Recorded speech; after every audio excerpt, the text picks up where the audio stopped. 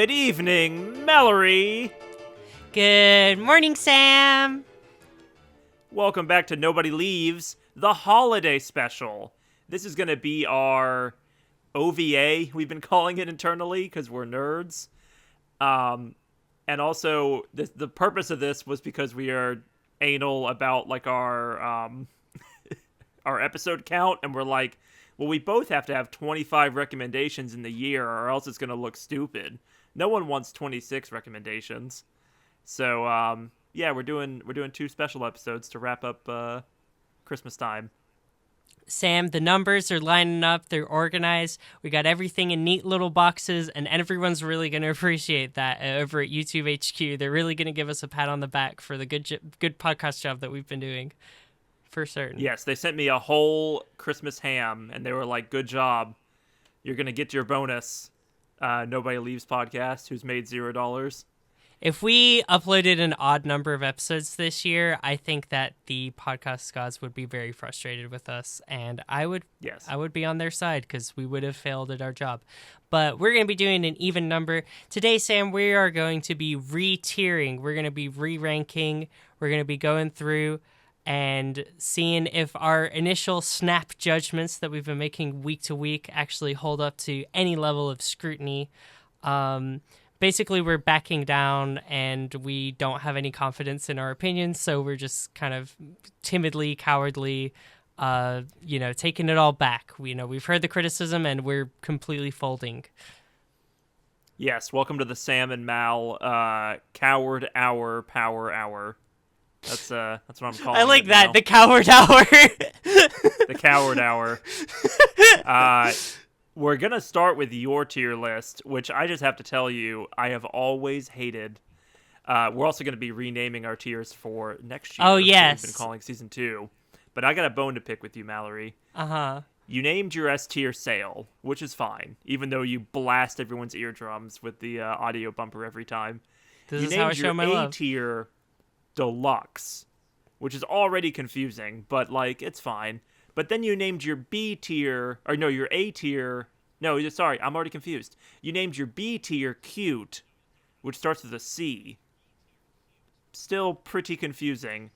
And then your C tier is okay, and your D tier is Ew, which starts with an E. And it's miserable. It's every week when you go I'm putting it in this tier, I have no idea what the tier is. And I've maintained that the entire year.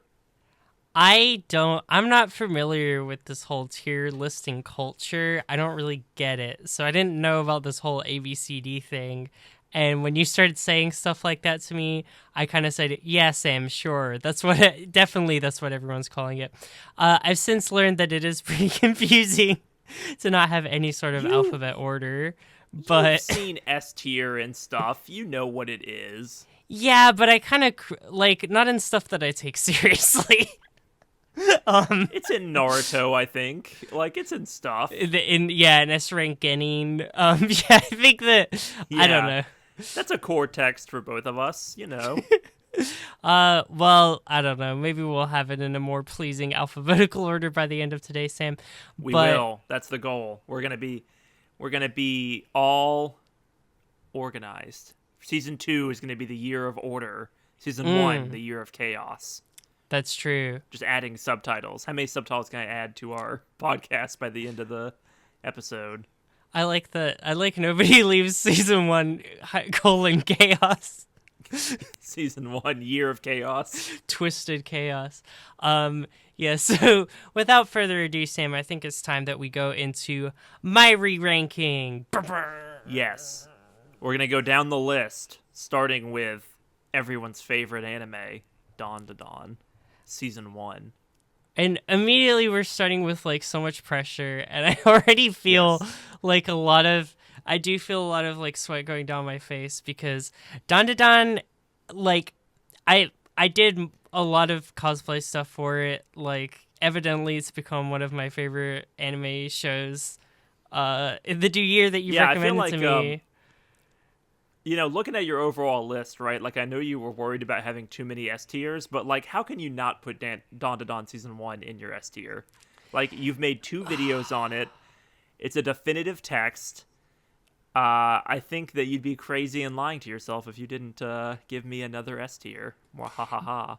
This is, I think the thing about where I put this is really going to define like the whole list. Rest of my tier list. Yeah, because it's a huge barometer. Like if it's in deluxe tier, it is the top of deluxe tier.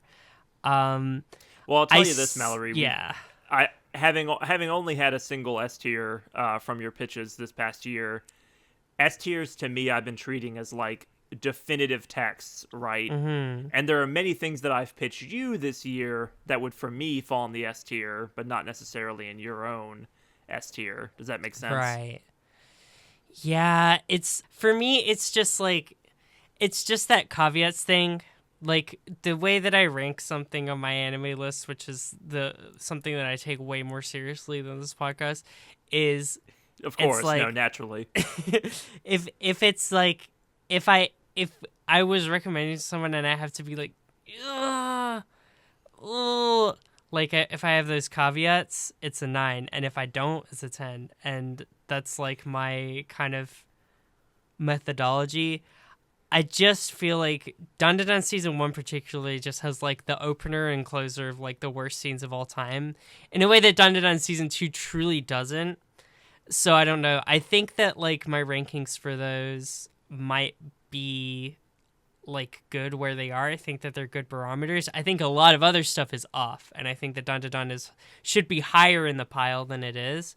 But I think that like it's just, you know, I cannot get over like some of the worst sceens of anything that we watched all year. Are because like we haven't like it's been 50 episodes.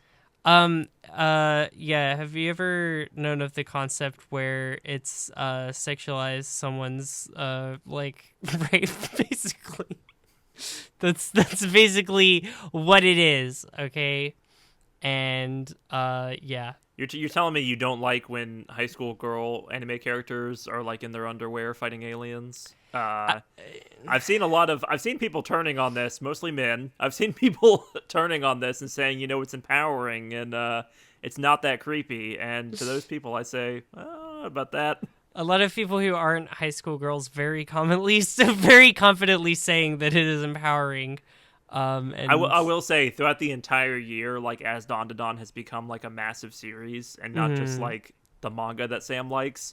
Yeah. I've seen a lot of people in the more like normie circles who like maybe like watch like a couple anime a year be like, man, that first episode really weird, but the show really good. And I'm like, yeah, that's kind of how I feel about it too. The problem is the chapter or like the chapter and episode, like there's so much cool stuff around it. But then it's just like the psychic brainwaves that make you like aroused. So horny. I think it's where it really loses me. Yeah.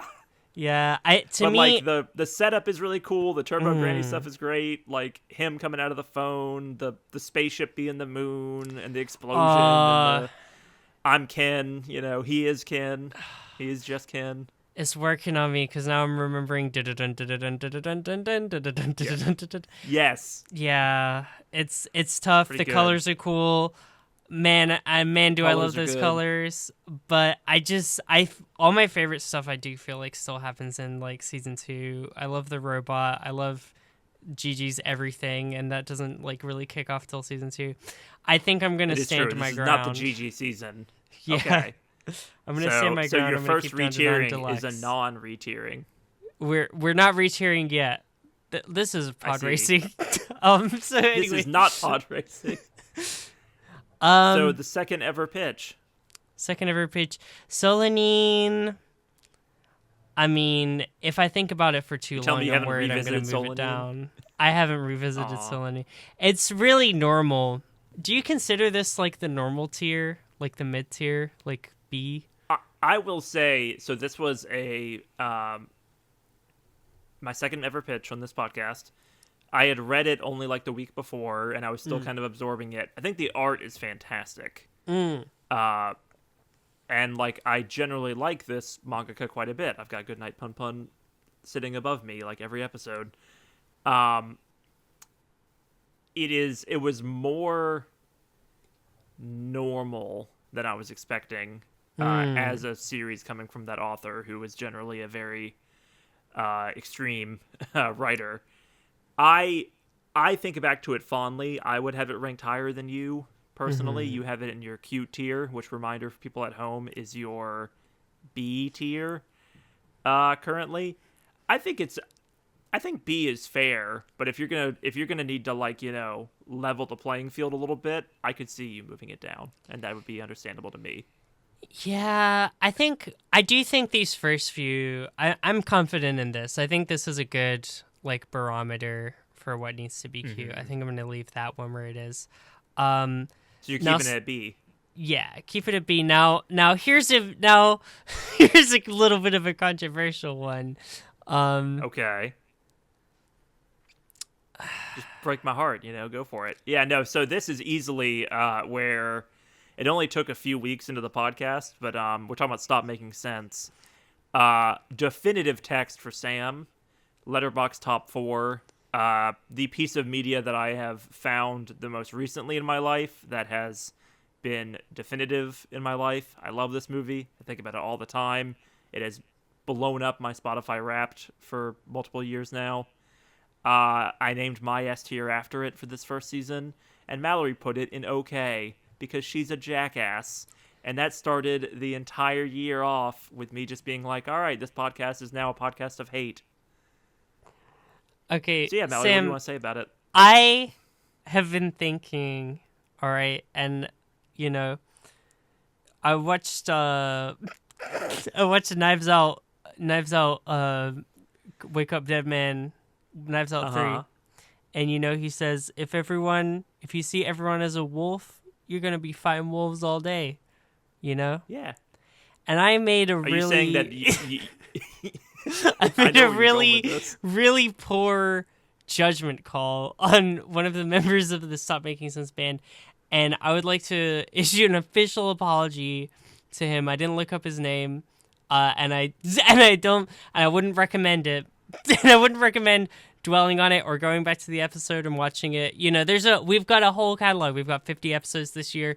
You don't need to watch that one.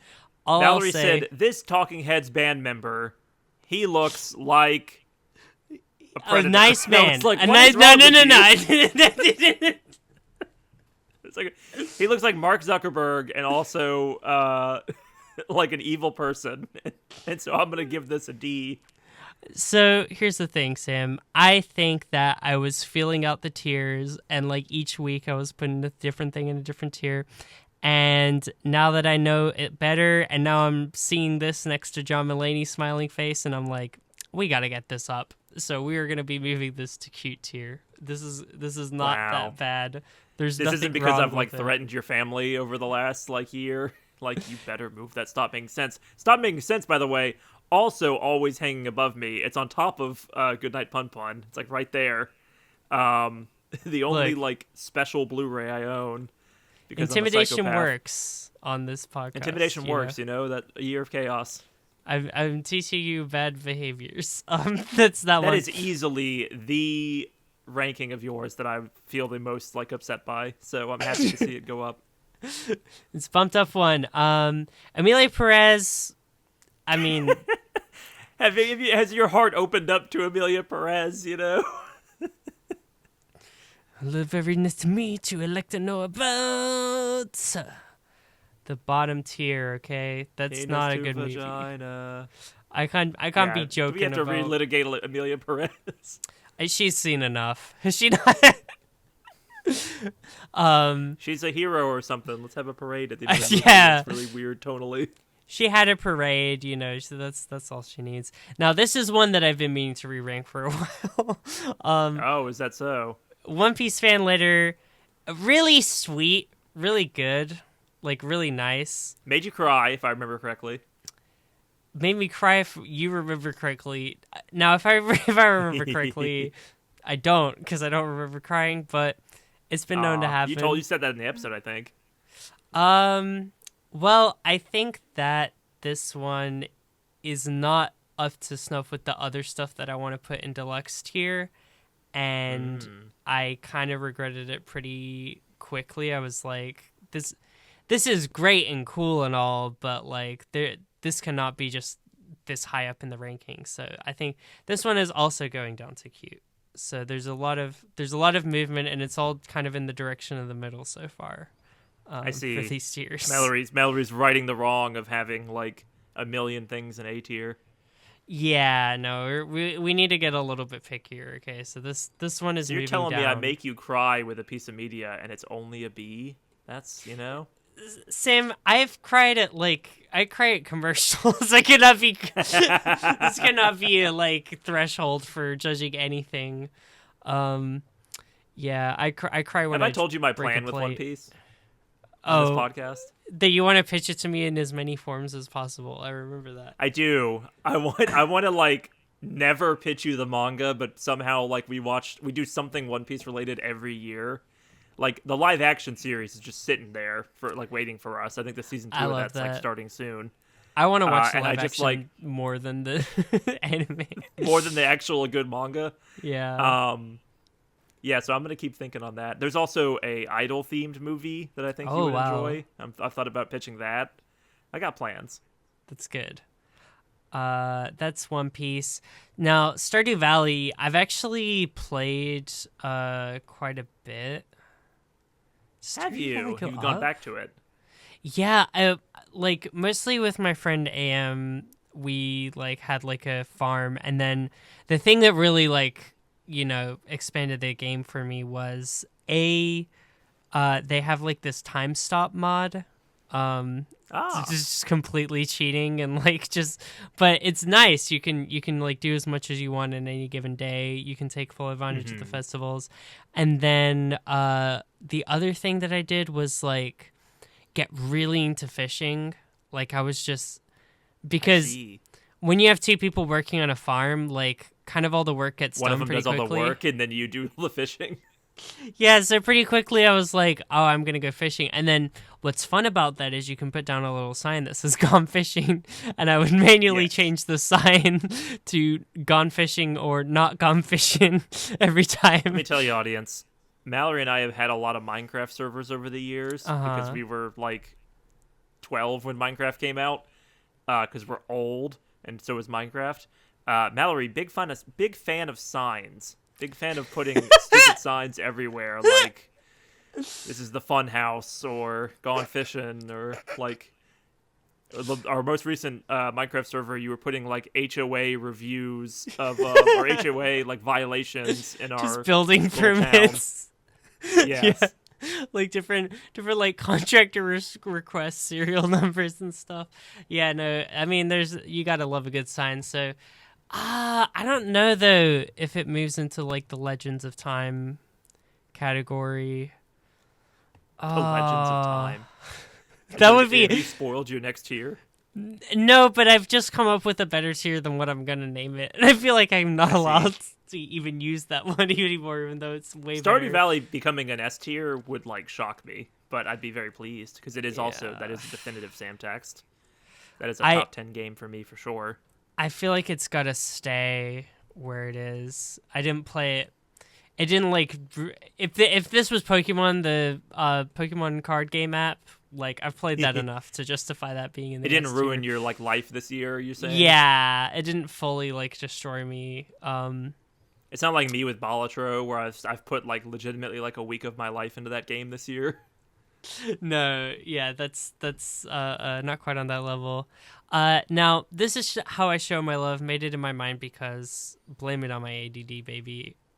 I mean, what a good movie. I don't think we're gonna litigate Porco Rosso. If you haven't seen Porco Rosso, watch Porco Rosso. That's a good Ghibli movie that you may not have watched. That Sam suggested that we randomly watch, and it was a good time. I love that movie. Delightful. It is. It's a top 5 Ghibli for me for sure. And I had not. This is the first thing I think I pitched that I had not seen prior to us doing the podcast. And yeah, no, I don't know why this is not talked about as much as the other Ghiblis. Yeah, it's really good. I think it's it doesn't have the thing. I feel like if you're going to Ghibli to get a specific thing out of it, it's like it is just different. It's for like jaded old people, and it's like it's talking about all this like fascism and the war and like sexism stuff that isn't like necessarily the purview thankfully we of... left that behind in World War II, right? Like there's none of that anymore, as we've discussed. It's good and relevant and a good movie, but it's definitely not like what people go for their standard Ghibli fare. But if you want just a good movie, you got to be watching Porco Rosso. That's an easy layup. It's also not that heavy, right? Like it has a couple moments that are heavier, but it's mostly just like wacky plane hijinks, and it's got a good like Dan Backslide-esque antagonist, and it's very cartoony in a way that's fun. Absolutely. No, Porco Rosso, that's a cool movie. And yeah, that has made me be like, we gotta be watching more classics that we haven't seen before in this podcast. I think that only one Ghibli the whole year, which is also like, it's like there's so many things we could just pace out for like 10 years of the show if we wanted to. Like we could do a Ghibli a year, and we wouldn't be done until we're in our 50s, you know? Easily. Yeah, definitely. That's Porco Rosso. Andor, this is a toughie, kind of. This is my first one where I'm like, I feel like it stays, but Mon Mothma, But Mon Mothma. To my Andor season 1, you have both seasons in the deluxe tier currently. Yeah. Here's what I'll tell you, because Cyberpunk Edge Runners and Tip to Tip are sandwiched between them. Cyberpunk Edge Runners goes down for sure. I'd been thinking that for a while. It's good and all, but it's like, we gotta make some room up here. It's nice. Tip to Tip, I think, stays where it is. Even though that's one I feel like I could move down. But that would not be doing credit to it's a fun little YouTube series. I think it's a fun little YouTube series. We had a fun conversation about that too while you were in the woods. We got to do bigger stunts Andor this for a year. second. Yeah, sorry. I've got a pitch for you on Andor, right? We do not have to do more stunts this year. Shut up. We're not doing that. We got to do more We're stunts. We're staying in the confines of our respective bedroom studios. I'm promising stunts.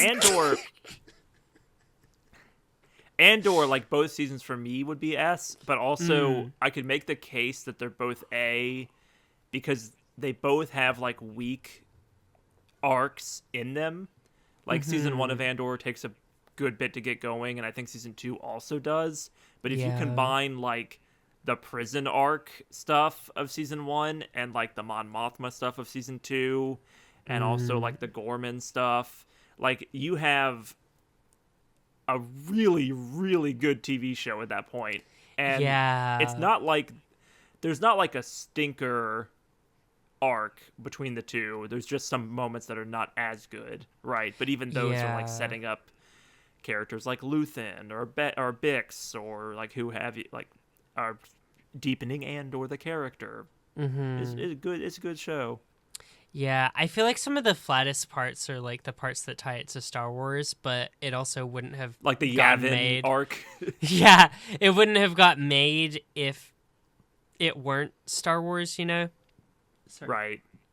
Like the fact that it's attached to Star Wars is what got it funded and got it all these like cool stuff and got people watching it and paying attention to it, So it's like, for what it is, it's pretty good. I think it's like it's got to truly spark joy though. I think for me watching Andor is like, yes, I agree with this political message, but there's no feeling of like, I really want to revisit this, like except for the Mon Mothma dance scene, which I have, just replayed on YouTube a billion times. But yeah, no, I think those two are so safely. Good. Oh my god, that was on my music. Your Spotify Wrapped or your Apple Music my Wrapped? Little Apple Music Wrapped. Yeah, no, that was up there. For Dude, one of the Space months. Miami, never forget. So good. What was that planet called? Like Neomos or something? I can't remember. Whatever. It's Neomos is somewhere in the It's the planet he gets arrested on. Yeah. So good. Yeah. Man. Raven. Death Gothic Space Star Wars rave. Love it. Indeed. So Andor season 1 stays in A, and then you moved on to, was that Tip to Tip is next? Yeah, I'm gonna keep season 1 and season 2 in A, and then I've spoiled Edge Runners is moved down to Cute. Tip to Tip, yeah.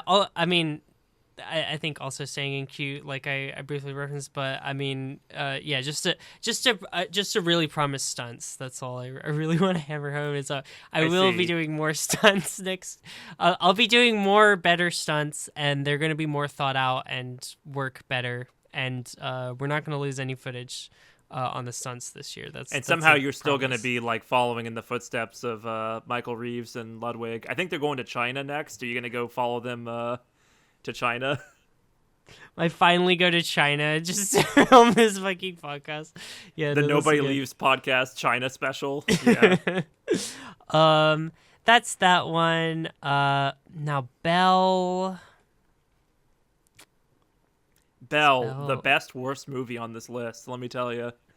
Does Belle doesn't go up? Does Belle go up? On my mind. I just want to like Belle more than I do.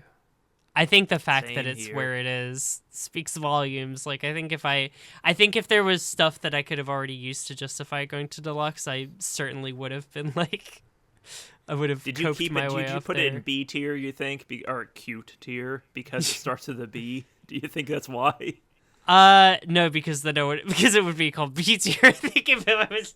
That's true. It would be too simple. Yeah, I do. And now I'm just remembering other Mamoru Hosoda movies. We gotta watch Boy and the Beast on this podcast. I need to talk to someone's ear off about that. That's my favorite. Yeah, I think it's gotta stay. Belle might have like my like third and fourth favorite Mamoru Hosoda like scenes, while also being just like super lopsided and like the story makes no sense and it's like really hard and the ending's kind of stupid, but like, man, there's moments of Belle that are just amazing. But I remember being pretty down on it when I rewatched it and you watched it for the first time. Yeah, it's just I think the like creators of their work, you're just like, oh, I'm just disappointed. And there's just something that doesn't grab you as much as you want it to. It doesn't get there. It doesn't quite get there. Yeah. It's missing its soul. That's my feeling on Belle. Now this is where I start to have beef with you in the tiers list because it's really. Oh, well, let me hear it.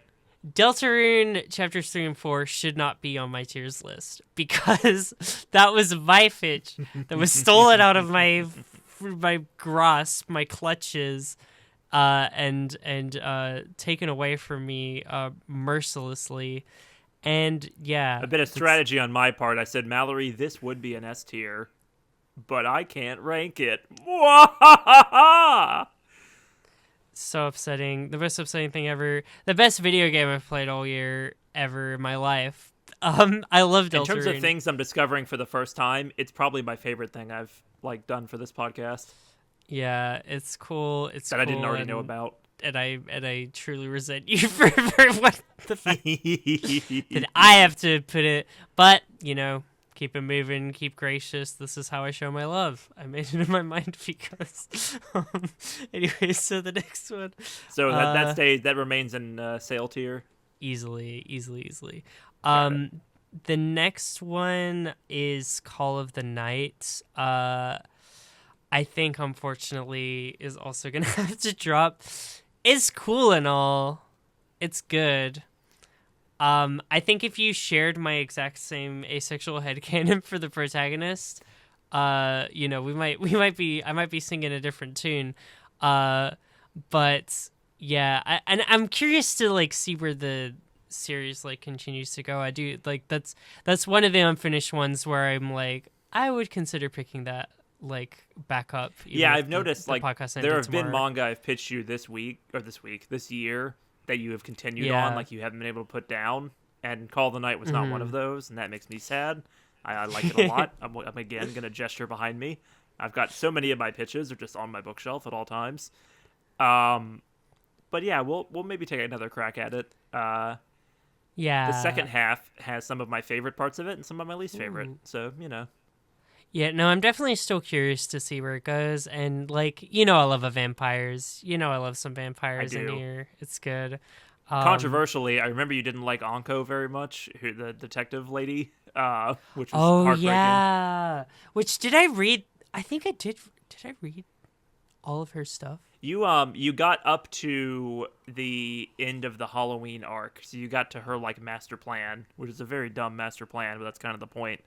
But you didn't get, like, unless you read after, like, beyond that, you didn't get to, like, she's now on the team and is hanging out or what have you. No. Okay, yeah, no, I did not read that part.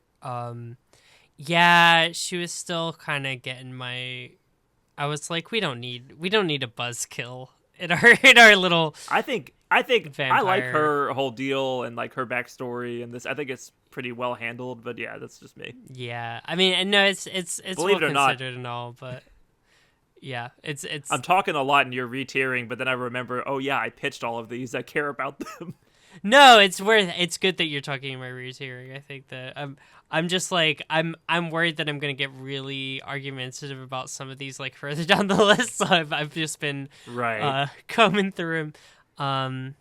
But yeah, Call the Night moves to B tier. That starts to C. Okay, here we go. Call the Night moves down. Goodbye Airy. I think Goodbye Airy can stay where it is. I think that's good. That's good. I like Goodbye Airy. Goodbye Airy, good. I don't think that Goodbye Airy should move. I think that part of me is like... I made a mistake. Yeah. I made a mistake pitching you Goodbye Airy too soon. Because the coolest thing about Goodbye Airy is, like, the format. Like, how it doesn't feel like a normal manga. But you haven't read that much manga. So, like, I feel like that was maybe a mistake on my part.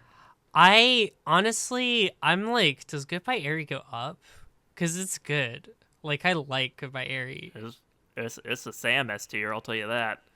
It's a good comic, and I've been so mean to Solanine and all these other ones. Solanine, a lot of people talk about Solanine like Goodbye Airy, to be clear. Like, people love Solanine. It did not... You and I both aren't musicians, so I think that maybe hurt it a little bit. Yeah.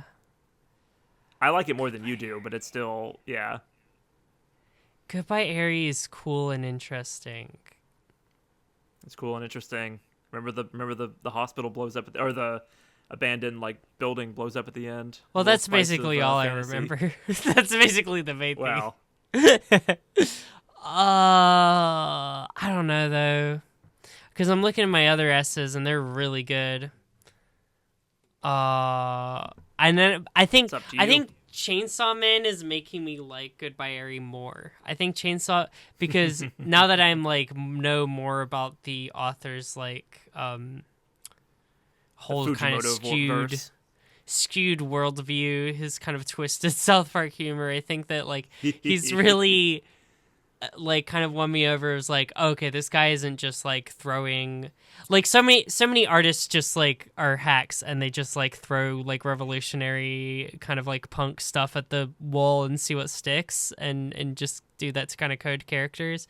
And like this guy is actually about something and is like writing with a purpose. Fujimoto, you know, he hates stuff and you can feel it in his art, and I think that's cool. Like this man has grudges.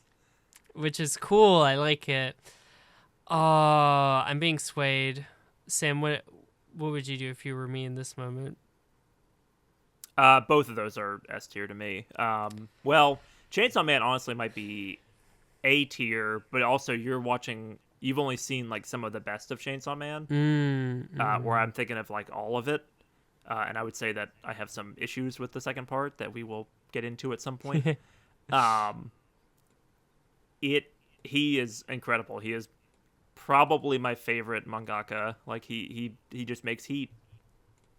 I will think be I'm making moving another appearance on this podcast. I think boom, you know, I think it's going to the moon. It deserves it. That's good. Goodbye, Airy. Is it the first thing you've moved up into S tier? Yes, specifically into the top, because I've moved a couple others up, but yeah, that's the only one that's gone all the way to the moon. Goodbye Airy's good. We stay winning. Manga. It's nice. Yes. What's next on my list? Everybody's Live with John Mulaney. Now this Now, the problem is with this one is I did go back and I did start listening to Mannequin Pussy. Mannequin Pussy is really good. I would not have listened to Mannequin Pussy if I did not watch Everybody's Live with John Mulaney. Is that enough to get out of OK tier? I don't think so, man. I don't think it's very Get out of? No, it needs to go to ooh tier. This is my least favorite thing I pitched you all year. Yeah, that's the smelly. thing. If anything, it would go down, but then there will be literally nothing in my OK tier at that point. Because I'll tell you this. Yeah. In a similar to Mannequin Pussy situation, To Live and Die in L.A., the theme song for this show, which is from like an old movie, comes on in my. It's been on my Spotify since we watched this. Anytime it comes on and I'm in the car, big smile. And I'm thinking about Richard Kind, big smile.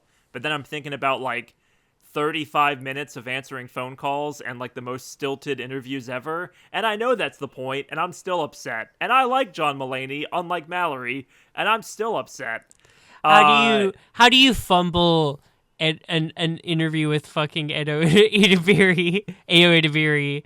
How do you fumble that? Like, how do you get the funniest, like, just like quippiest little like actress on there and just have go watch her boring on, TV on the Conan's podcast? She's great. But like, go watch any interview with her ever. Like, I think it belongs in ooh tier, but this is your re-tiering. It makes me mad. Richard Kind, very funny. Some of the bits, pretty funny. Anything in the studio, not that funny. Yeah, I like that it's trying, but is it trying that hard? Format, really cool idea, but yeah, it makes me mad. I think I'm gonna move it down one. I think it's gonna go to ooh tier. I think you've convinced me. It's just not very good. It makes me mad. Yeah, that was one. That was also one that I was terrified because I was like, oh my god, Sam loves this. He's been watching it. Nope. I just didn't know.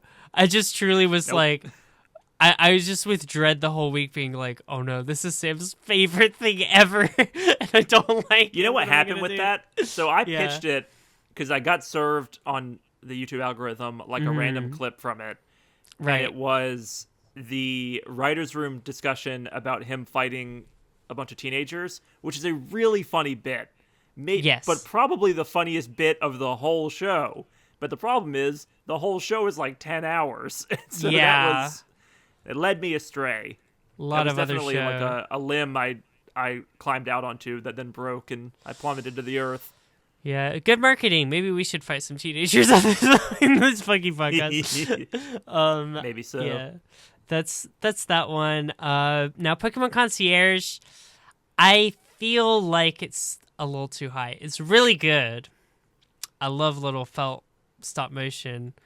I don't think anyone asked me to put it in deluxe tier. I don't know how it got up there. And I feel like Pokemon. I want people to take me seriously as a reviewer and to be unbiased. And I love Pokemon more than anything in the whole world.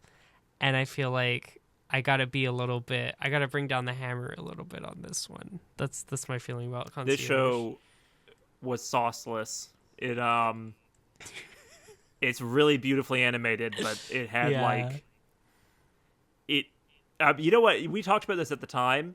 Its theme song was like weak. You know, like there were so many moments where it could have been more in everything outside of the animation and the really beautiful looking style. It was just like lackluster. Psyduck was the main inspired choice. Yeah, the rest of it was just kind of like, all right. That's my good Pokemon choices. Yes. Now Akane Banashi. Can I make another tier above S tier? Akane Banashi is the best thing ever in the whole world. It gives me hope in a dark, dreary world. It makes me not hate anime and manga anymore. I love Akane Banashi. I spent all year trying to find you a manga that you would like read ahead on, and this was the one, and I was so happy about it. Akane Banashi makes me smile. It makes me twinkle from head to toe. It sparks joy more than anything else on this whole list. I love Akane Banashi. Easy layup.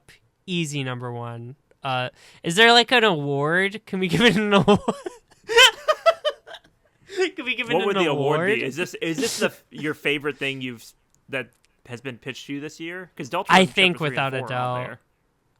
I think so Really? because I mean I don't know if I'm being biased because Deltarune is like I already knew about it and it wasn't really a pitch, Right. and I've known about it for years. It's still So a it pitch. feels like the newest, like the new thing, that gave me the most joy. But even so, like I think both. It's really good. I mean, let me here's tell a you. mark. Here's a mark of both Deltarune and Akane Banashi is that both of them make me want to like write. Like both of them make me want to like create stuff. Akane Banashi really powerfully makes me want to like try and make things, and I think that speaks a lot for like the impact of Hell the yeah. series. It's really good. This makes the entire first year of the podcast worth it to me that you're an Akane Banashi fan. And that your profile picture in Discord right now is Akane, which I'm just like, yes. Hell yeah. No, it's awesome. Akane deserves everything. She is a star. Sinners. I like where Sinners is. I think Sinners is in You like it in correct A tier? spot.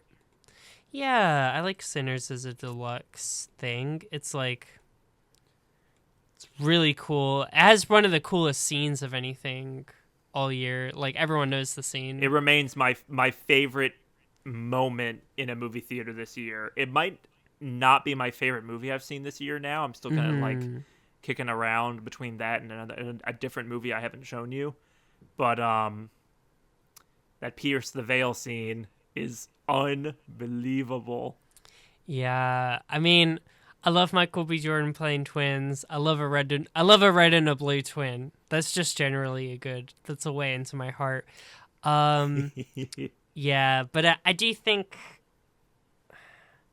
what's the reason? It's just about the level of joy sparked, I think. It just is like, it's maybe for some reason as a white person it's not for me, but maybe that's okay. It's not a mark on its quality. That's just on a mark on that will come up in my tier list, believe me.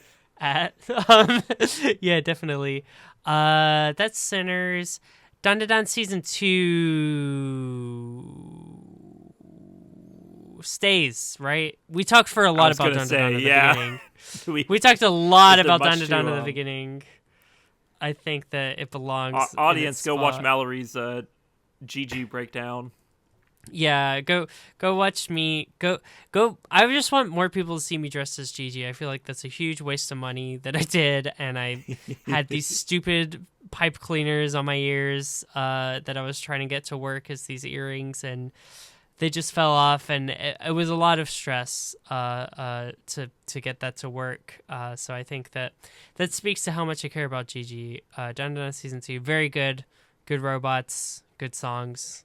Good music. Well, yeah, go watch our episode, but also go watch all of our episodes like 100 times. But also, go watch Mallory's personal channel where she has a whole season 2 video, kind of 2 videos on season 2, an Okarune and a GG. Yeah, and I'm probably gonna make 2 more because I was thinking about it again. That's where I'm at Dandadan. Chainsaw Man. Chainsaw blood.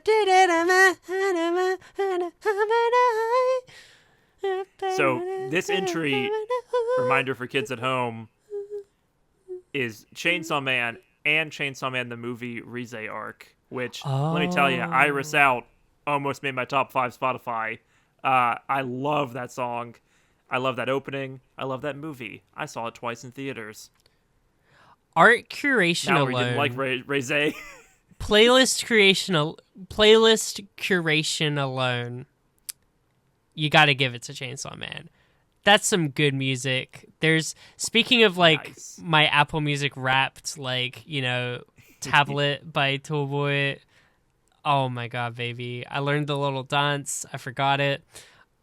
Chainsaw Man's good. Chainsaw Man Rize. And I think even Rize, like, my heart warmed up a little bit to it, because once I saw my like high schoolers like cosplaying the characters, I was like, I can't hate this show. I can't hate this movie.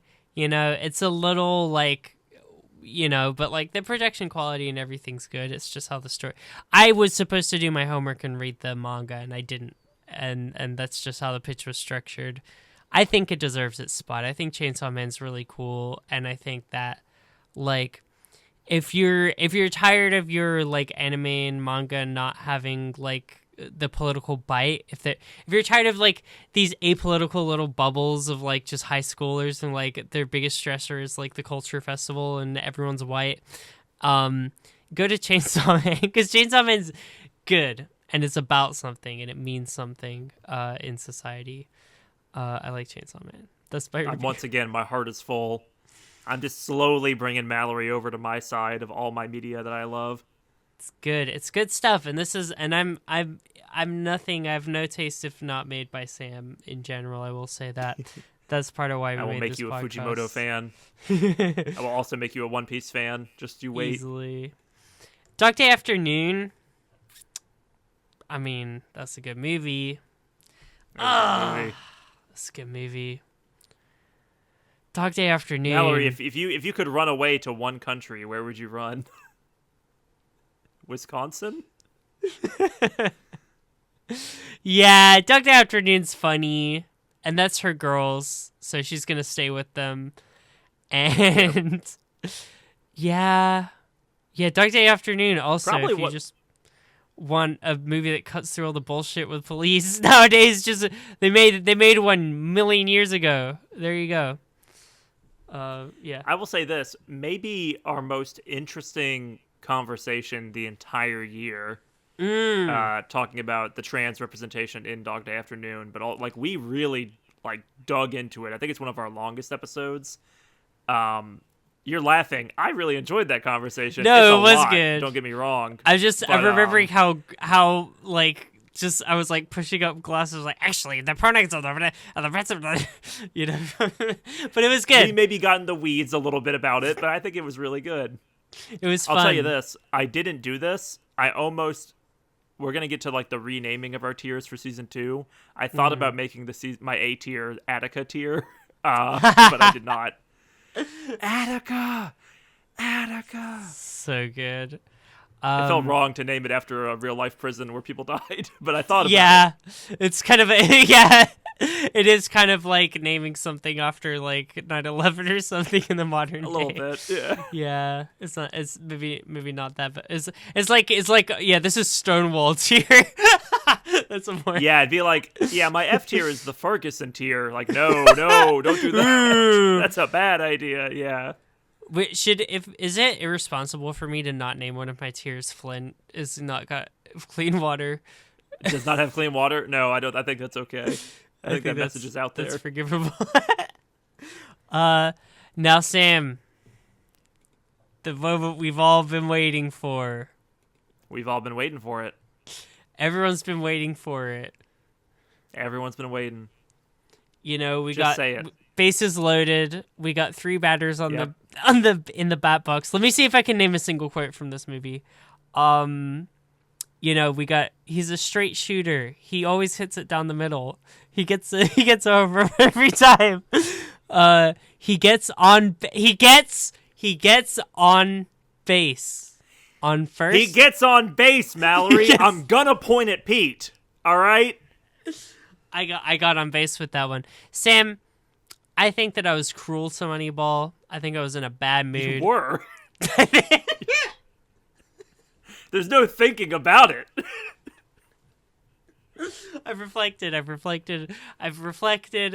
really thought about it. You will not gaslight me into this movie being bad. This movie rules. It's a good movie, okay? But it's about like do like gay autistic people that like Sonic the Hedgehog like Moneyball? That's the question, okay? I think some of them do. It's a movie about math. There's a great there's a Brooklyn Nine-Nine like cold opening where Captain Holt is like, Moneyball is my favorite movie. It's a movie about statistics and winning baseball games. And I'm like, yes! Thank you, Captain Holt. The fact that you think I have anything in common with Captain Holt from Brooklyn Nine-Nine is I know that You're both like, part of the queer community. Come on. he is the like poster child for like straight gay. Like he's like I'm gay with like straight hobbies. Like that is, which is beautiful, and we love it, and we love him. But yeah, I think that I've been cruel. I think I've been unnecessary. I think that I've been uncharitable. To just like it in general. I think it was rubbing me the wrong way. For the fact that it's like a well-made movie and it all, I cannot, in good conscience, have it sitting here next to Amelia Perez and John Mulaney's dumbass. We're moving it into okay, Sam. Okay, it's bumping up. I put a lot of thought all of into that to bring it to C tier. I see. It's climbing the ranks, you know. Well, don't worry. When I pitch it again next year, maybe it will make it to B tier, because we're going to watch Moneyball every year. You're going to maybe watch a Blackbeard thing every year. We're watching Moneyball. We're going to Oakland.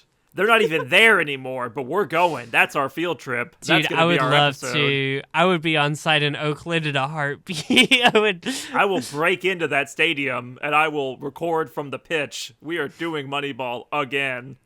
Can I say, there was, like, circumstances, like, me and Sam were almost potentially going to be in Hawaii together, like, next year, and I was being, like, we need to, like, film a podcast in Hawaii, obviously.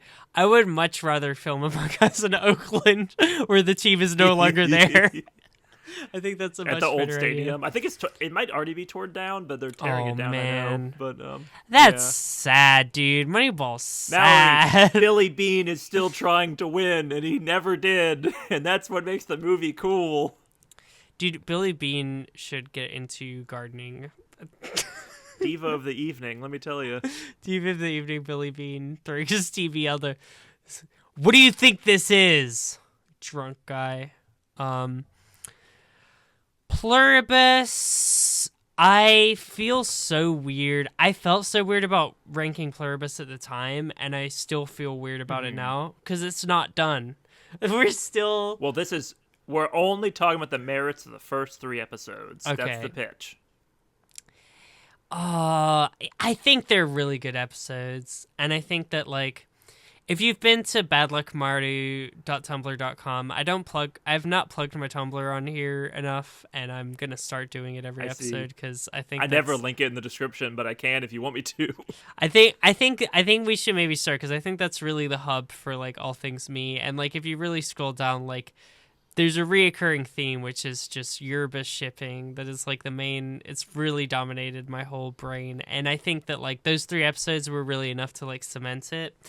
I think so. Like your Valentino video, right? Like went viral, like relative to the size of my channel and your channel, right?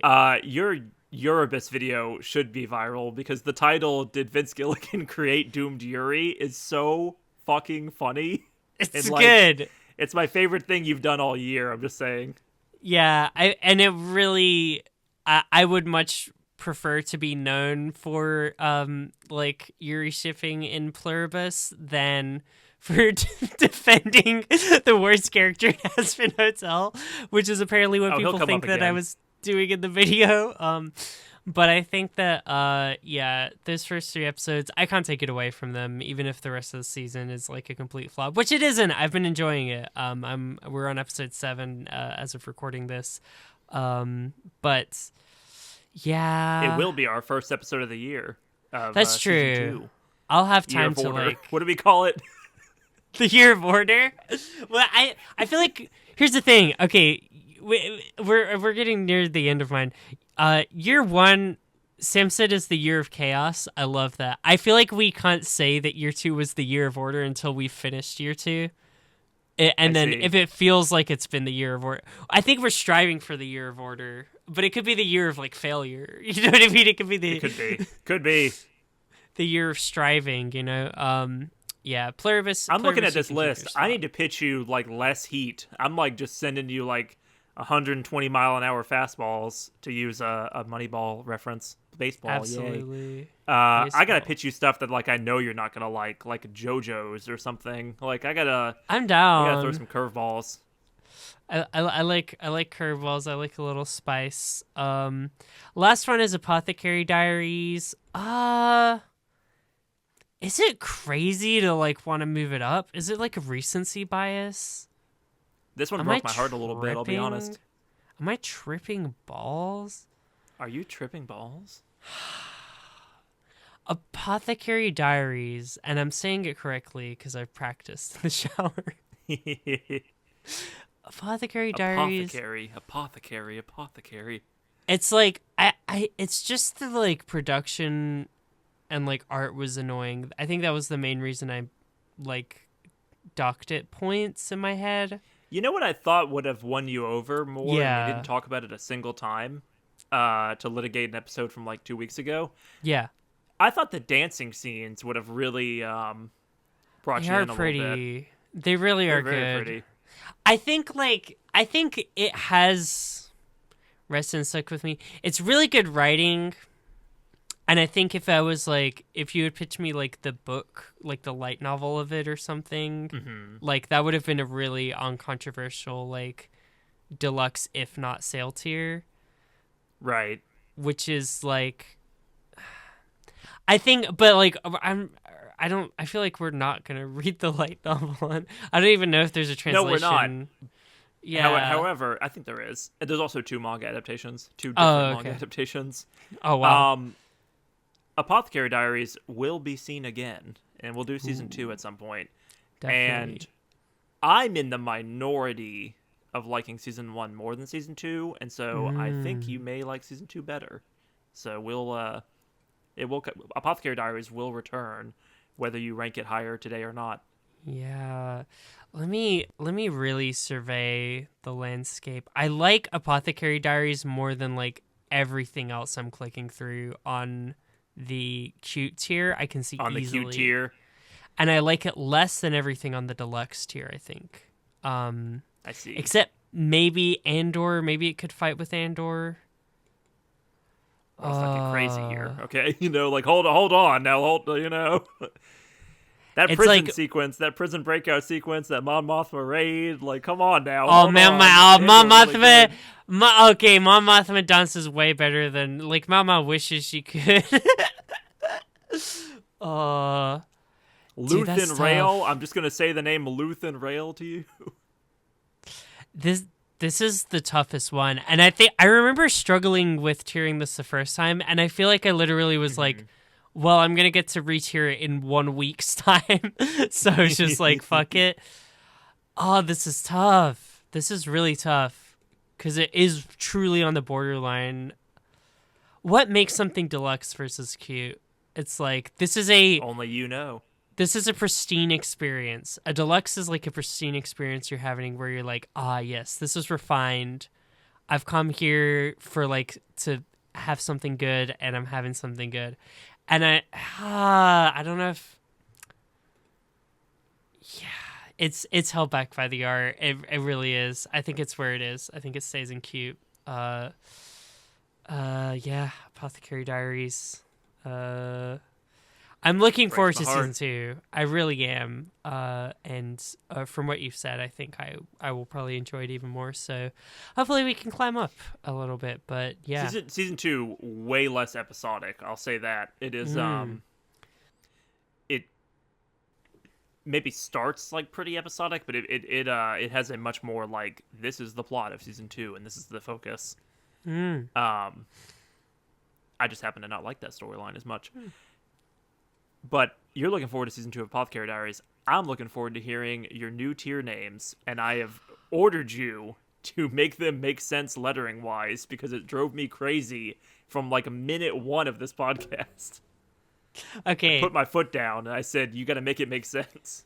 So I will say, unlike you, who came up with yours, you said the night before, I came up with mine like 15 cents. I came up with mine like an hour ago, I think.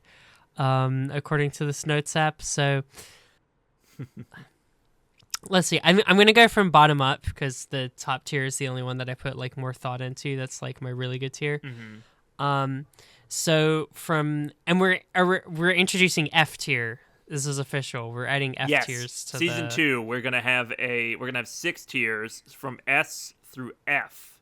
Yes. So it's just like your homework papers in school, everybody. This is what we're getting.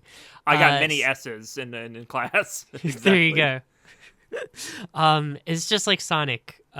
So F tier, we're calling a flop. That's an easy word to call something that's an F. That's a pretty crushing, brutal thing. If you called something a flop, that's pretty heartbreaking to be called a flop. D tier, potentially even meaner. I've called it dull. Dull tier. That's pretty mean. You don't want to be dull. You don't want to be dull. It's almost better to be a flop than to be dull. So I'm just thinking about Moneyball. Anyway, let's moving on up. Whatever. C, rather than call C cute tier, I've decided to call it QD tier because it's like, okay, it's cute, but it's a little bit condescending. It's kind of like being like, oh yeah, oh wow, you tried, good job, cutie. So it's I did think cute was too nice of a name for C tier this year. Yeah, no. So this is your mid tier. It's like, okay, cutie, wow, like good job. It's a cutie parentheses condescendingly. It's a gold sticker, but not like an actual like award. I understand. Yes, it's a participation trophy. B is baby girl tier. Now I feel really passionate about this one because baby girl is like, she's a little capricious. She's a little like, you know, she's like, she's there. She's doing some stuff that we maybe don't like, but like, she's cute. She's appealing. We like her around. We want her around. She's like our problematic baddie. So I think that's like slight, a good, like a hint of toxicity in baby girl. Yes. Tier, yeah. perhaps. There's something about her that like invites discussion and intrigue, but maybe doesn't invite like the top echelons of the tier list. I see. A tier, Angel. That's easy. I call people Angel all the time. I feel like that's like, I say that a lot. I say that enough to justify putting it in there. That's in my vocabulary. Now the S tier. Now, I've been editing in like every time I say, which I decided just destroying our audience's eardrums like every time. I decided early on that I was only going to edit it when I say it and not when you say it, because then you could really make my life hell if I upset you for some reason. So, you know, that's been like a lot of work this year. It's like one of the few things that I mostly just like listen to the podcast, make sure I didn't cough, and then upload it. Like that's mostly of the editing that I do for the podcast. But, you know, that has been the most work, is every time that gets mentioned, then I have to like put it in. I'm doing it a bunch now because I know that it's going to be the last time I do it, because this year we got a new S tier. Sam, if you had to define my essence by a song that wasn't Sail by AWOL Nation, I think that there's one that pops to mind almost immediately. There's a few maybe, but like I think there's one that, like, you know, a little bit of a cut above the rest when you think of like me. Do you have any idea where I'm going with this? No, because like the first things I thought of was, I was like, it's gonna be K-pop Demon Hunters, but it's not Soda Poppin', and I was like, it's gonna be Rina Sawayama, but it's not Comme des Garçons. Like, I'm like, it doesn't start with an S, so I'm like, how? Oh, Sam, I'm not gonna make it start with an S. This is for this tier only. This is like a transcendent tier. This is a tier that like goes above like the kind of like earthly concerns. Is it twice tier? What are you gonna do to me? Like, what? Remy Boy's Ya 1738. I said, hey, what's up, hello. This is the Trap Queen tier. No. From now on. Trap Queen, yes. I was about to say, like, Mallory, you've not mentioned this once the entire year. Trap Queen, definitive Mallory text for sure. I have seen this bitch in the club when Trap Queen comes on, and it is, it's culturally insensitive. I'll say that. I have nothing in common with Fetty Wap, and I'm except for a love of the game, you know. Except for a love of the game, I love Trap Queen so much. Trap Queen speaks to me like no one else does. Trap Queen makes me so happy, and I'm gonna be thinking about Trap Queen all year. for this new tier list. We're locking it in. Trap Queen tier. You broke the rules. And breaking the rules with S tier, I think, is fair. Like, I can't be that upset. Yeah, if I never break them with one of them, it's easier to keep track of, I think. All right, Mallory. It's my turn. Now, I did not do the really confusing thing of renaming all my tiers for Season 1. It's Stop Making Sense, A, B, C, and Does Not Want, which I regretted immediately and just pulled out of my ass from, what is it, Star Wars Episode 3, Backslide of the West? Like the Chinese dub of Star Wars, isn't that what that's from? Yes, because I looked up like the video of it to find someone dubbing over "Does Not Want" for the worth watching. Could be a pitch one day. Oh, that's fun. Could be a fun one, but yeah, it does not really define me. So I'll be renaming my tiers. But yeah, I gotta right some wrongs here because I've messed up throughout the year a couple of different times looking at this tier list. Okay. So we'll get into it, starting with Undertale. B tier. Now, I'm just a simple country bumpkin lawyer, and I don't know if that I don't know if I was too mean to Sans Undertale and Toriel and all those friends over down in the Underdark. All those colorful characters. Yeah. I will say this. Undertale remains, like, not a definitive text for me. But I do think about it a lot, and I really like Deltarune. So, I think Undertale is going to stay a B, personally. Okay. Yeah. Because in my first introduction to Toby Fox really cool. But, yeah, it's a little outdated for me. I do think also that, this was my first pitch that I ever gave you, and I think that, I hadn't quite locked into the format yet, and the amount of time that you need to, sit with stuff. I do think Undertale, really does benefit from getting to, explore different routes and stuff like that, and you did not really have the time to do that all the way. I know that you started, I did, Genocide. half a Genocide route, yeah. Yeah, I think, I really think, without seeing the ending there and also seeing, pacifist stuff, it's, if you're not experiencing it first person, you're also not experiencing the zeitgeist around it, because it's, a 2015 game that you're playing in 2025. Right. Yeah, it's unfortunately going to get docked points for that, just kind of by the nature of the podcast, I feel like. So... That's fair. Now, I will say this. I have done, the deep dives. I've watched the video essays. I know about Gaster. I know about, cut content and this and that. Yeah. And all the Toby Fox story. It is really cool, but I think Deltarune, blows it out of the water, personally. But also, am I really experiencing Sans and Papyrus for the first time? Not really. It's too much of it has been spoiled or known through osmosis for me to really be able to take it seriously. So unfortunately, Undertale, B tier. Something I don't think you did at all in your re-tiering is move something up 2 tiers. But guess what? I was so wrong about what happens next. I was also early days of the podcast, trying to spread out the tier list. What happens next is an A, easily. I have thought about this comic constantly throughout the year. It's really, really good, and I was wrong. And I had it as feel a C very tier, validated. which is just crazy. I regretted that day of. I feel extremely validated. Yeah, and I feel like a lot of the stuff you were saying was oh, I don't like clicking through each panel. And then I was use the infinite scroll, and you were I don't like infinite scroll. I was well, I don't really know.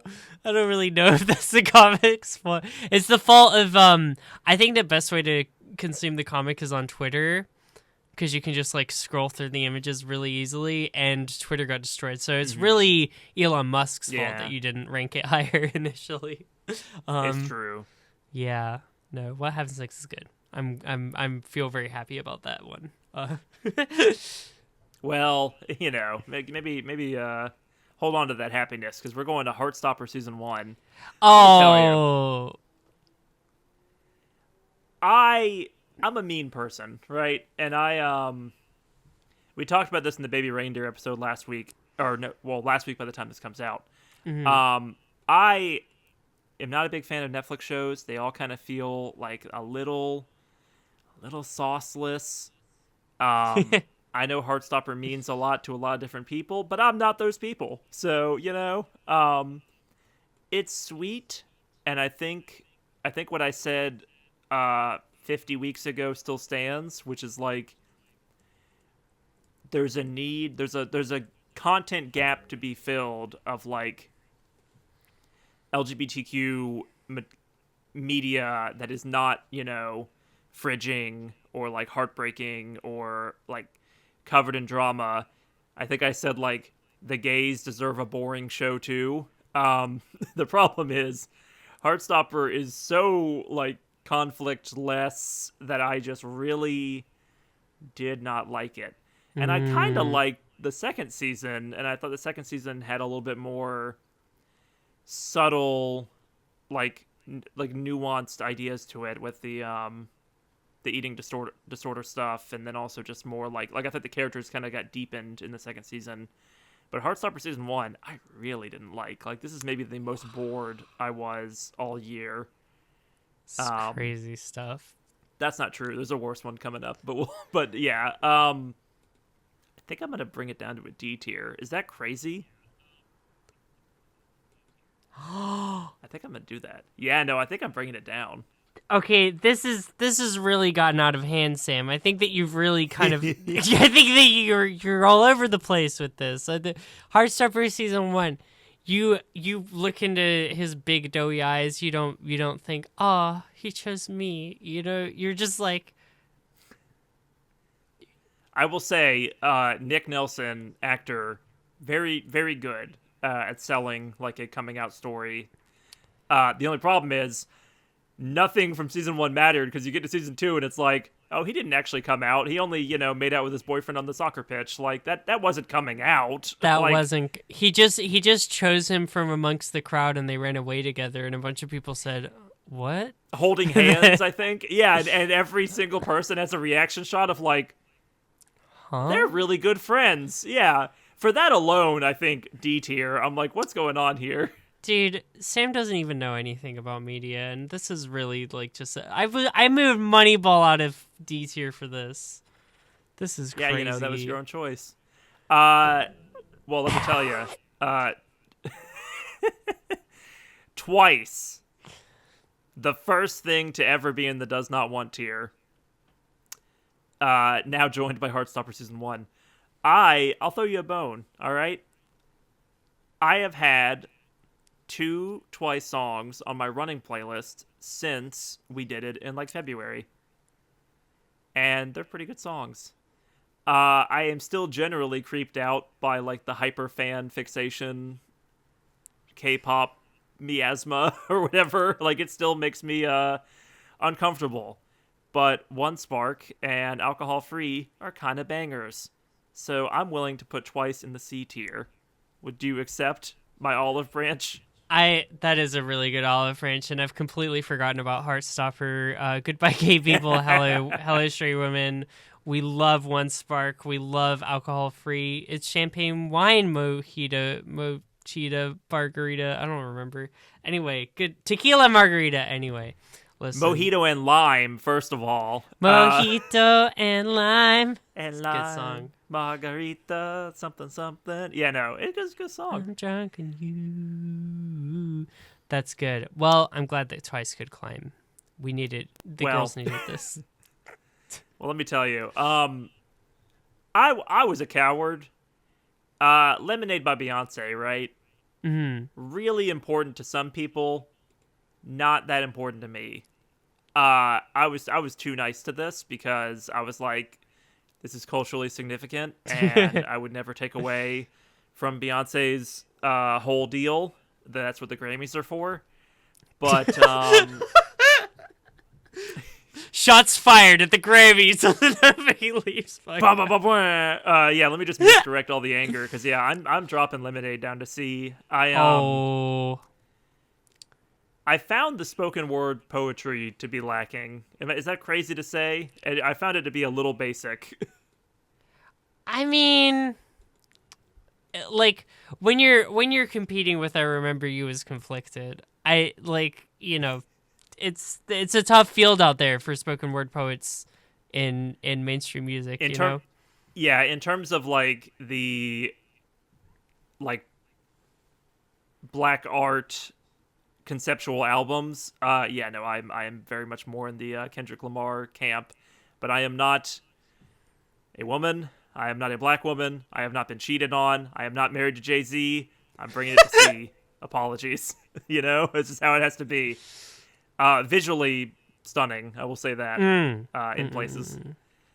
Yeah, and probably more historically significant as well in ways that are hard to appreciate nowadays. It's like a top 5 most important album of the century. Right. It just doesn't speak to me personally, and that's okay. This is my tier list.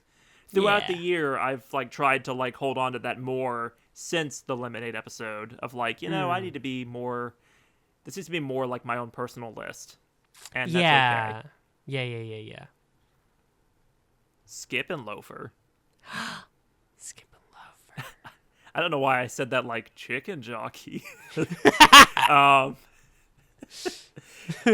Skip and Loafer, I think, is perfectly in the right spot. It is an A tier. Is really good. It's delightful. I cannot wait for us to cover more of it, but it's only had one season, right? Yeah, I know. I'm so waiting on pins and needles for season 2 because that is one that I've been super tempted to read ahead with the manga and stuff like that just to know what's going on in the story. But oh boy, yeah, it's really sweet. It's a fun watch. I'm glad. I was really scared that you wouldn't like it after you didn't like Heartstopper. What would you say is the difference between Heartstopper and Skip and Loafer? Because I'm not seeing it. I like. Am I stupid? We talked about this at the time. I do think there is a little bit of you give a pass to anime in terms of the shallow writing or what have you. There was more for me to latch onto visually because it is an animated show and it's got such a unique style. Whereas Heartstopper, I thought, again, it's that Netflix thing of everything kind of looks the same. And I know it has the little graphic novel elements to it, but I thought that was a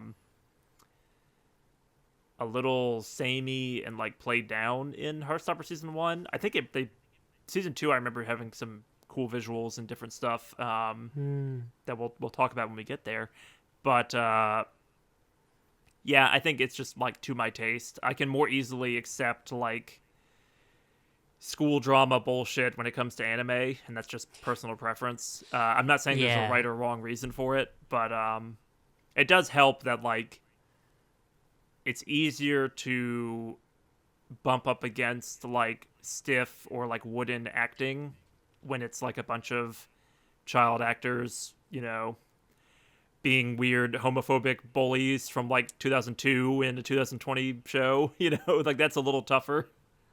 I see that. It's you're getting the benefit of the suspension of disbelief thing more easily with because anime. The characters are animated, right? Yeah, that makes and that's sense what's cool about anime in general is that the concept of transposition, you can see yourself in a character because they are abstract. Does that make sense? Yeah, no, definitely. As opposed to a British teenager, Yeah, no, hair. I'm Ragatha. Anyway. I'm Ragatha in real life. I'm basically there you go. The corporate said it's the same picture or whatever that joke is. Yes. Severance. Severance season 1. I think it's season 1 and 2. It is season 1 and 2. Yeah. Oh, that makes my choice easier. Let me tell you. A show of highs and lows. I think season 2 of Severance is pretty lackluster for the most part. It's really drawn out. The characters backslide a ton from their first season. It doesn't move the story along very well.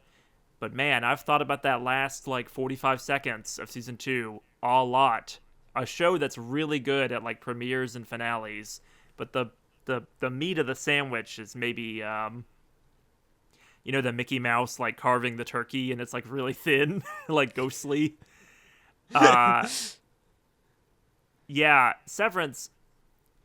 I'm gonna move it down to B, I think. Oh wow.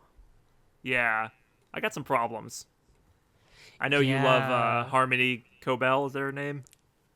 You know we love Harmony Cobell. We know that the third host diva of the podcast, yes. the reason for the creation of the Diva of the Evening is Harmony Cobell. Yeah, indeed. I was rewatching some like clips of Severance like very recently.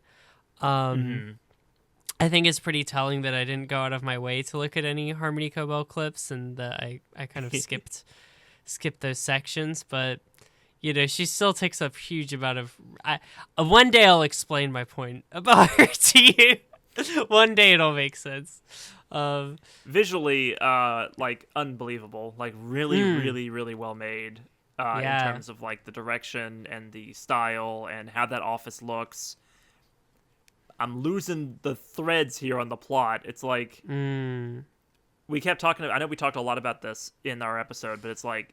Is the real world outside the office like it's whatever they want it to be for the given episode? Like sometimes it's just the normal world, and then sometimes it's like a weirdo surreal place, and I thought that was a little bit of a crutch, a little bit, Yeah. If it's not going anywhere, which is kind of how season 2 felt for me, which is like it's not really going anywhere. Right, that makes sense. Yep. Well, you can collect your severance on the way out. I will do that. Election, A tier, not moving. Really good movie. Delightful. I love Election. Yeah, it was fun. It was very fun. I'm really glad you like that movie quotes. as well. Yes. Yeah. Unbelievable characters. Just the erasure of Ferris Bueller, like, from my mind. Like, he is now like a sniveling teacher. But Reese Witherspoon like supports AI or whatever, so I can't move it up. Really? Yeah, big time. It's been like in the news this year, and I was like, oh, I liked Election. You guys, you get so far, it's like Gwyneth Paltrow didn't listen to the backlog.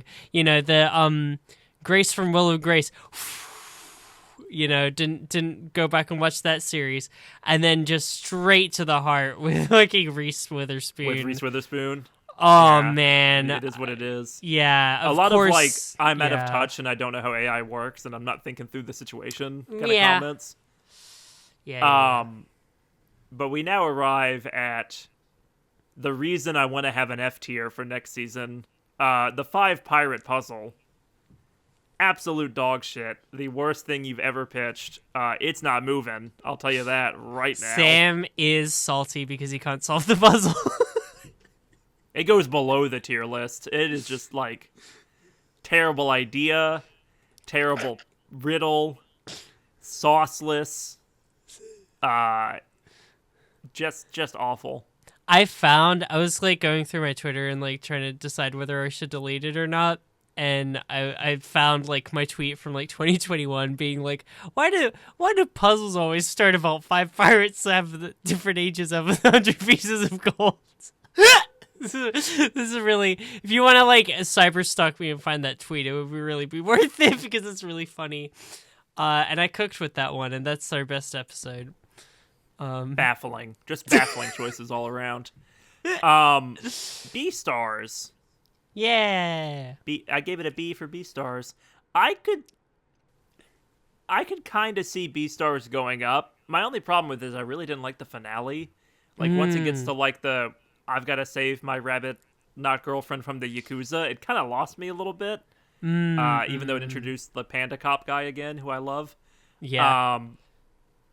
Yeah, I gotta wait and see on this one. I know we'll have more seasons of B stars in the future. Yeah, no, definitely. Beastars is like top, like gotta revisit a series, especially because I know like part 2 season 3 is gonna drop like out of no. Season 3 is basically 2 seasons at this point. I don't know why they even named it that way. But yeah, I'm like really any day that's gonna drop and we're gonna be 2 seasons behind. So I'm like, we really gotta get on season 2. It's some good stuff. But yeah, I think season 1 that's a comfortable B tier. That's very where it is. Yeah. All right, Mallory. I haven't been moving stuff around for a while, but Deltarunes chapters 1 and 2. Whoa.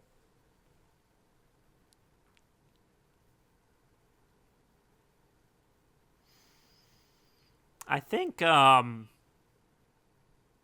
went back and I played the super bosses for both of these chapters, which I hadn't done by the time we did the episode. Like I went and fought Jevel.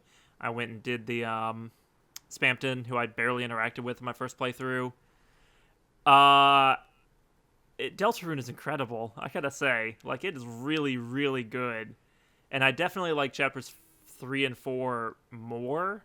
So it's kind of like a how high will your ceiling go kind of situation. But I'm willing to move this to S tier. It doesn't have to make sense, Stop making sense. As we get older. Yeah, those are really good. Yeah. Yeah, you got 2 at the end of the day. You got 2 S tiers from me. I'm very happy with that. At least 2. Until K-pop Demon Hunters climbs 3 tiers. Until he gets to Shark Boy and Lava Girl. There you go. Rina Sawayama, her album Sawayama, just incredible. No complaints there. Have always liked it. Will continue to like it. It's not like a definitive album for me, but it's really good. I was listening to some of it yesterday. Yeah. Hell yeah. Yeah. Thought Mallory was going to make that her S tier earlier, but she didn't. Always keeping me on my toes. The trap queen herself. And I get high with my baby. K-pop Demon Hunters. C tier is pretty harsh, I'll be honest. Pretty brutal. This movie has like taken the world by storm, but I don't listen to the masses when I make these decisions. We also watched this the weekend it came out, and it has since been watched like 2 billion times, but we were early on this. Gotta thank you for that one. The fact that it's like the main thing in like the Macy's Thanksgiving parade or whatever, and like and we're like on the ground floor and it's because Twice are in it. That's the only reason why I knew about it. Yeah, no, definitely. I mean, we found these girls. We built them from the ground up. We were the day one fans. And I'll tell you this: it's not moving. Because I still have the major problem with it, which is that, and no one gives a shit about this but me. Like, everyone's like, "That's a cute animated movie. Why do you care about the writing?" It has no third act. It's just like weird. Like it still bothers me. I have, since we did this episode, right? Most people in my life have seen this movie, and I come to them and I discuss this, and they all look at me like I'm a psychopath. But like, the movie just kind of ends. Like, Rumi just like gets over it, and then they have a song, and the movie's over. And it's like, it brings a lot of musical logic to a movie that's not exactly a musical. In a really important, it feels like the movie ran out of money, and I just can't get over that. They had to make some cuts. The themes carry you through, baby. And where is this when we get to Don and it's like, okay, there's some weird parts, but I like that they all turn into a fighting robot. It's like, there's some little, we had to cut a little bit around the edges or whatever. There's a little maybe imbalance. You keep Don out of your fucking mouth, all right? Listen, Don is peak. This is peak. This is so well animated, beautifully choreographed, beautiful art, everything, good songs, good ideas, a good movie, good themes. I have watched this movie like no less than 10 times in this calendar year, and it has never once failed to get me bawling. I was like curled up in a ball in the airport because my flight got delayed and I had to stay there overnight, and I watched it again and I was crying on the bench. It was a good time and a good movie and a cultural moment, and you're gonna be remembered poorly by the history book. But Sam, it just know, like erases like its do what you emotional want. core, you know, like I want it doesn't children's media to be erase. better. It's like you do the work. You do the work a little bit. Yeah, you do a lot of the work yourself. It also like messes up 2 of the 3 characters in the end by just having them like really like swing wildly back and forth. It's just got problems. It's a cool movie, but it's got some problems. This guy hasn't even watched K-pop Demon Hunters, guys. Don't listen to him. All right, next. The Bear season 4. The Bear season 4. Next, Jeff. Would it be crazy to bring this down to B? I would not think that would be crazy to bring it down to B, unless you consider it the whole show, but I would consider it season 4 because I think that's what we're really talking I'm only about. ranking season 4 as a whole show. Yeah. It's A, but also it's got like some of the best like seasons of television ever. Like seasons 1 and 2 are like S, like triple S, like the summit of like TV. Yeah. But yeah, season 4, there's some really good moments. The final episode's really good. The Sydney episode's really good, but also too long. I'll never forget, you and I's hatred for the computer as a character, and also Ibra's business partner. Really fun don't forget conversation. Ibra's business partner. That we don't know the name of, yeah. That motherfucker shows up in season 5, I swear to God. Oh, he'll be there. He's going to the barbecue. We cannot be inviting everyone to the cookout. And I say this as a white person. Okay, we gotta set down some boundaries. If I'm allowed in the cookout, we've gone too far. All right. This is. I think, yeah, it leaves characters like completely behind because there's nothing more for them to do. Like Richie's arc is not that great. I want to be the sand. Beautiful line, but not. I feel like I knew that 2 seasons ago. Marcus, barely in the season. He gets his award at the end. That makes me happy, but otherwise he's like barely there. Carmi, continuously like overly frustrating to the point of madness. I think I'm going to bring it down to a B, and that's like shocking to me because it's easily my favorite. Well, it and Andor are like my favorite TV shows I've watched in the last like good while. Pluribus, we'll talk about it next year. Yeah, The Bear is going to be a B. Bear season 4 makes me sad. They dropped some plates. Speaking of being sad, I'm glad my mom died. My favorite short title of this year, We're Also Glad Her Mom Died. That's an A tier. That remains A tier. It's really good. We got to be reading more books. I really am sad for you. Your life sounded really hard, and I'm glad that you're writing now, and I hope your movie adaptation or TV show adaptation like goes well. Hell yeah, I'm so excited for that. But yeah, I think we got to be reading more books on this podcast. I think that was a good week. That was fun. That was fun. Yeah, reading a whole book in a week is sometimes annoying, but it was a good time. Yeah, we gotta get some advanced warning on those. I was like in the jungle, like training for my ultra marathon, like running on trails every day, listening to I'm Glad My Mom Died. And let me tell you, that was a weird experience. Like dehydrated, middle of summer. Like, am I going to die before I make it back to my car? Anyway, this is the 5th time my mother like made my eating disorder worse. Like that was a ride. That's one of the best stories you've had from this podcast, definitely. That was you doing this. That was your stunt for the year. Those were some weird hours, let me tell you. Yeah, I should have recorded like a vlog in the middle of that. But I looked like ragged. Like that was an interesting time.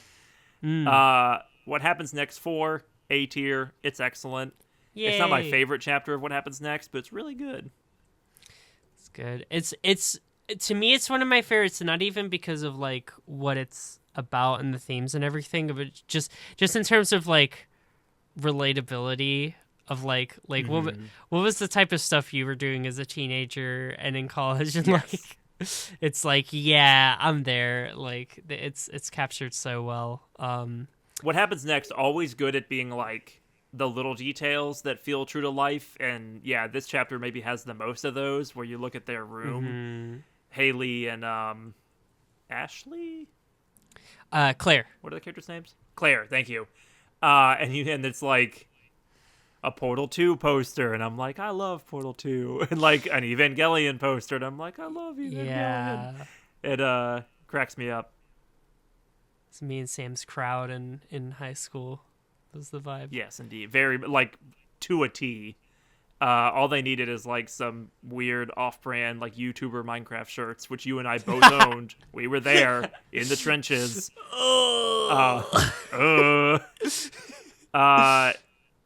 Mallory, are you ready to be creative again? What's your favorite idea? I don't remember the line.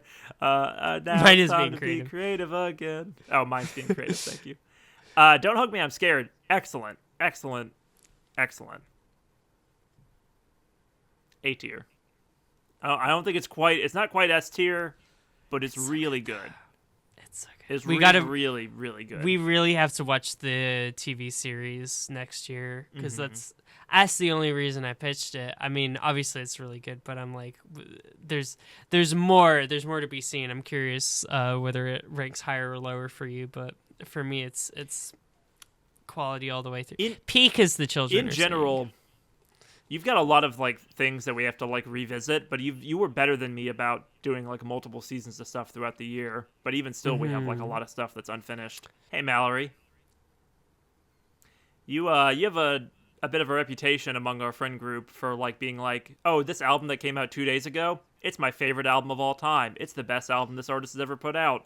So let me ask you this: you still bumping Man's Best Friend? Sam, I gotta be so real.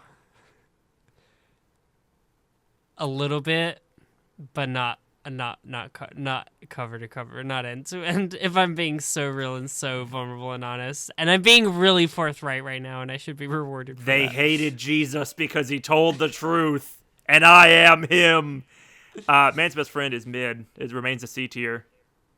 That's fair. I think that's where it belongs. I got really excited because of just the timing I got it. I still love Sabrina Carpenter and all she stands for.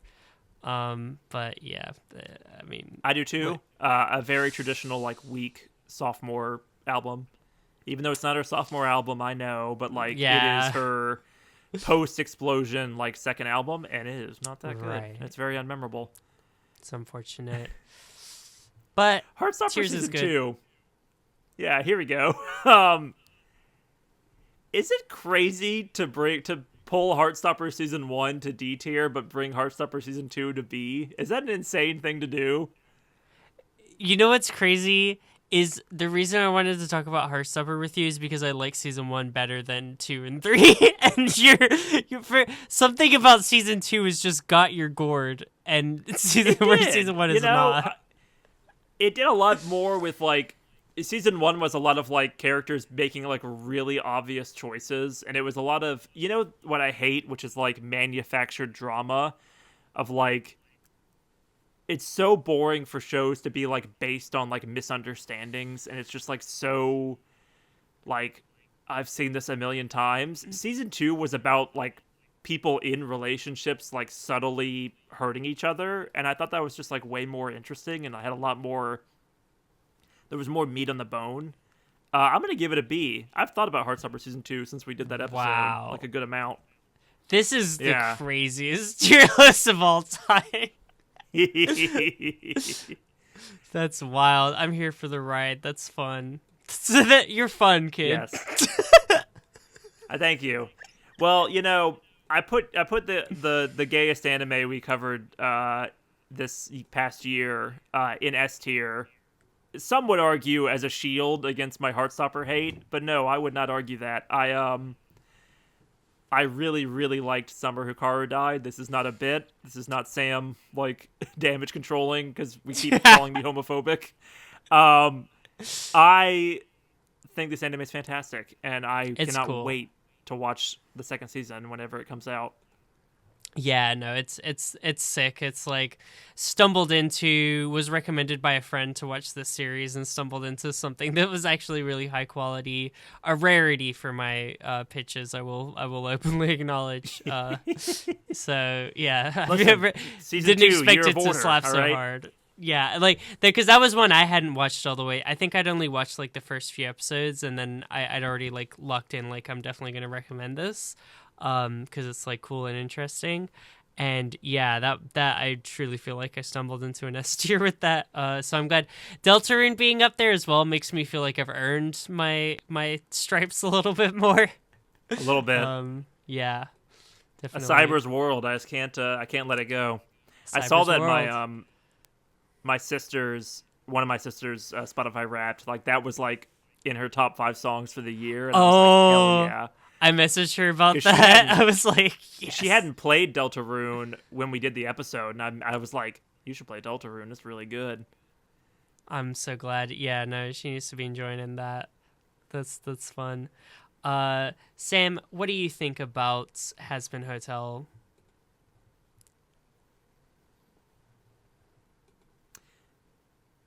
This might be uh surprising to you.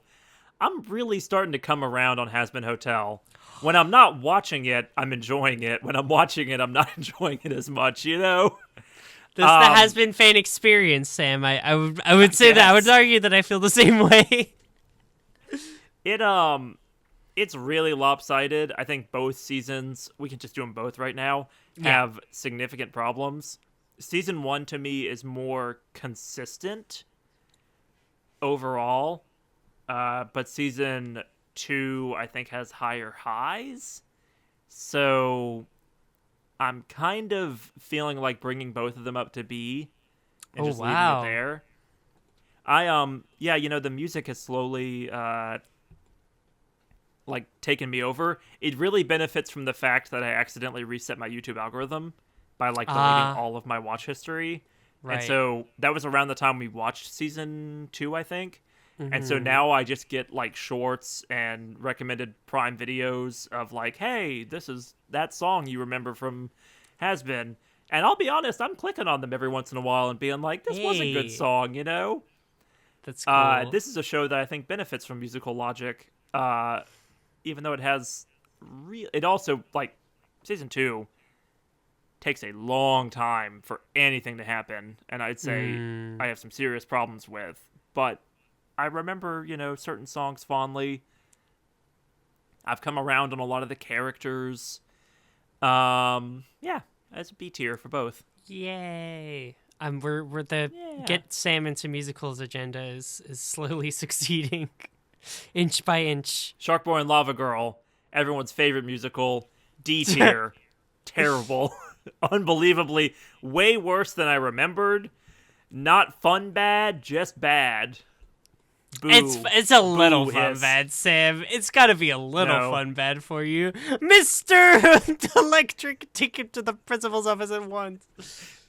He's awesome. You and I talking about how they made like the gun behind the camera telling the shark or the lava girl actors to smile more. Very fun. One of my favorite moments from the Sears podcast. But yeah, like smile bigger. Movie really bad. Bury It Under the Jail. The reason I want to add an F tier next year. Blackbeard Terror at Sea. Dog shit. Like one of the worst things you've ever made me watch. Probably maybe the worst thing you've made me watch. Just terrible. D tier.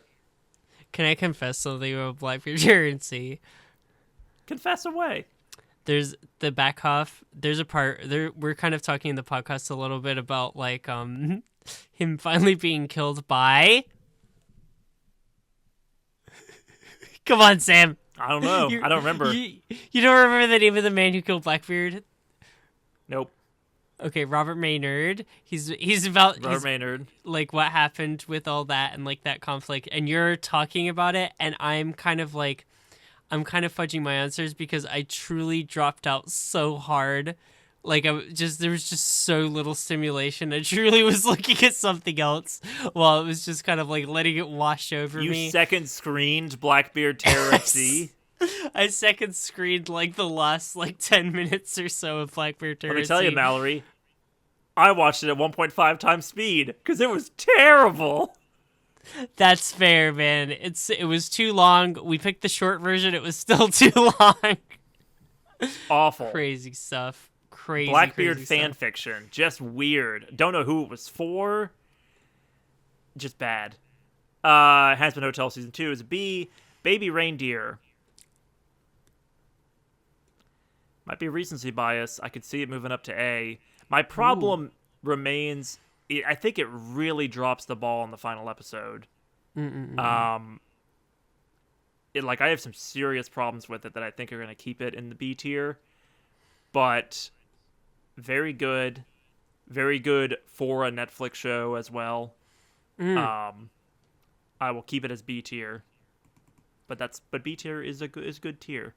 Yeah, I'm learning this about you, that you have like a Netflix show bias that I think I've just truly not watched enough Netflix shows for it to really like irritate me. I've really only like checked out the ones that aren't like skips that have actually gotten like, media attention and stuff, So there's just something about like, unless it's something that they're dumping like $1 billion into, like a Stranger Things, they all just kind of feel a little sauceless. But Baby Reindeer, very good. Great as like an autobiographical, like semi-autobiographical story. Made me really want to pitch you Fleabag, which we'll do next year at some point. Yeah. Looking forward to that. Because it's also British. Yeah. So now, without further debut, that doesn't make any sense. Without further debut. Without further delay, Sam's Season 2 tiers. I'm also going to start with S tier. I had a theme for my tiers this year, which is I want Season 2 to harken back to Season 1, Okay. And if anything defined this podcast, despite not having its own episode, it's Skong Watch, all right? S tier is the Skong Watch tier. Okay, that's beautiful. Hollow Knight Silk Song, the best video game of all time. Lost like every award but one at the Game Awards like 2 weeks ago, but it is S tier in my heart. I love it dearly. Skong Watch. That's the tier list name. Okay. All right. A tier. Acrobatic Silky tier, Oh, wow. Okay. Yeah, really, really good. Rock me to my core. Just love it. I wanted a little bit of Dawn to Dawn. We may not get Dawn to Dawn Season 3 in 2026, but we got to keep Dawn to Dawn alive, That's sweet. So, yeah, Acrobatic Silky. All right, now B tier. This is probably my favorite one. Okay. The writing of this is very specific because I forced myself to stick to like it has to start with B. So I'm gonna call this tier Base, BASE, comma, he gets on it tier. Because what does he do, Mallory? He gets on base. You want me to walk more? Yes. Good question. Moneyball stays with us all year round. I found my baseball. I don't own a baseball. Why do you own a baseball? I got it for my Queen cosplay and then didn't use it at all or take any pictures with it. And then also forgot to bring it out in the Moneyball episode. But now anytime you give it something a B tier, I can pitch you something. Get on base. I'm going to toot my own horn here, by the way. I think that's a really good name for the B tier because, like, getting on base does not necessarily mean you're, like, getting a home run. Like, I think it's pretty good. Sam, I didn't toot my horn once when I was talking about my tiers. You did 20 minutes on Trap Queen, all right? I get high with my baby. So that's B tier, base, comma, he gets on it. C tier, also harkening back to a conversation you and I had. I'm going to call this the Cicadas in an Endless Anime Summer tier. Oh, that's beautiful. That's artistic. I like that one. Yeah, so it's those scenes in anime where nothing's really happening and the cicadas are blaring and you're kind of just stuck in the miasma of summer. I used miasma twice this podcast. Look at me. Yeah. Yeah. D tier. Admittedly, this one takes a little bit of explanation. I'm calling it the Dark Fountains tier. Okay. Of course, hearkening to Deltarune.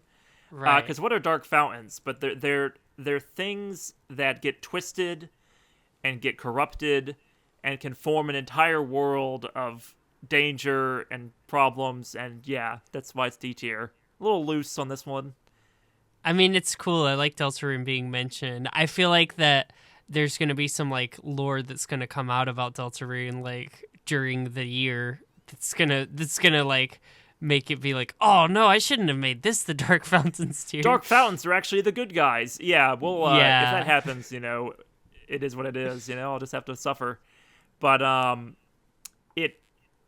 it's the one that admittedly makes the least sense. But this is the best I could come up with. You got to reference Deltarune. You do have to. There are some things in this podcast you have to reference, and you can never let go. F tier. Forgotten. Parentheses. What Blackbeard feared most.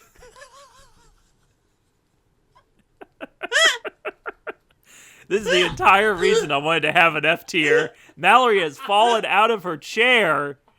She is on the ground. She might be hurt, like she hurt me with her Blackbeard Terror at Sea pitch. Never forget. The one thing Blackbeard feared most, to be forgotten.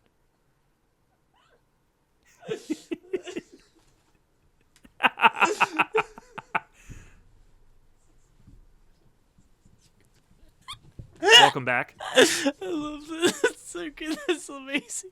Forgotten what Blackbeard.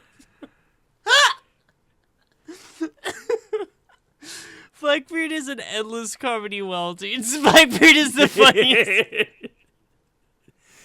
He's so fucking lame. He's so fucking lame. I know. It's the worst low rent reenactment piece of shit. That documentary thing or dramatization is awful. Never forget Israel Hands. Never forget Israel Hands was being forgotten. Oh my god. Yes, that's all I got. That is really funny. I'm glad you enjoyed that. That's gonna do it for our OVA 1. We have a second OVA coming out soon. It'll be out before the end of the year, where we're gonna talk about our plans for season 2. We're gonna pitch each other long media that we're gonna cover throughout the year somehow in some form or fashion. Still working out the kinks. But until next time, have a good evening, Mallory. Don't be forgotten like Blackbeard. Have a really good time, Sam. I hope you have a really good year, everyone. I hope you enjoyed us for this year. And we've had such a fun time making it. And, very much so. And it was all worth it for you to acknowledge Blackbeard in the final moments. Oh. Well, see you around. I'll see you in the new year, except for when we record another special. Yes. Do